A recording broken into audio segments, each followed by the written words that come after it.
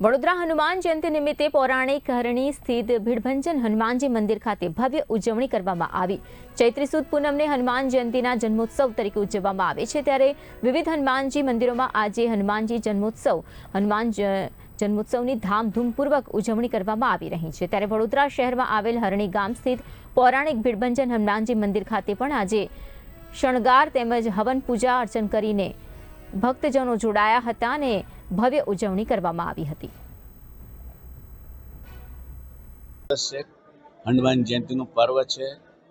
શાસ્ત્રના મત પ્રમાણે ચારો યુગ પ્રતાપ તુમારા એવા હનુમાનજી મહારાજનો આ પ્રાગટ્ય દિવસ છે।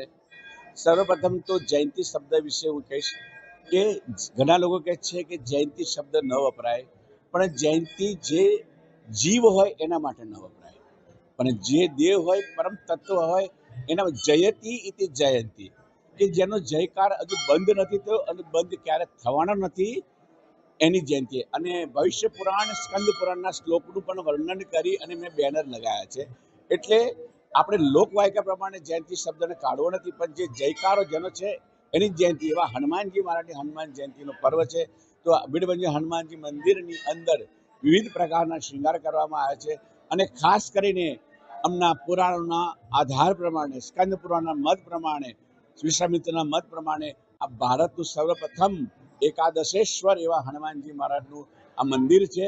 એના પુરાવા સાથે અને શાસ્ત્ર સંમત સાથે એવા મંદિરની આજે ભવ્ય રીતે હનુમાનજીનો જન્મોત્સવ ઉજવવામાં આવે છે।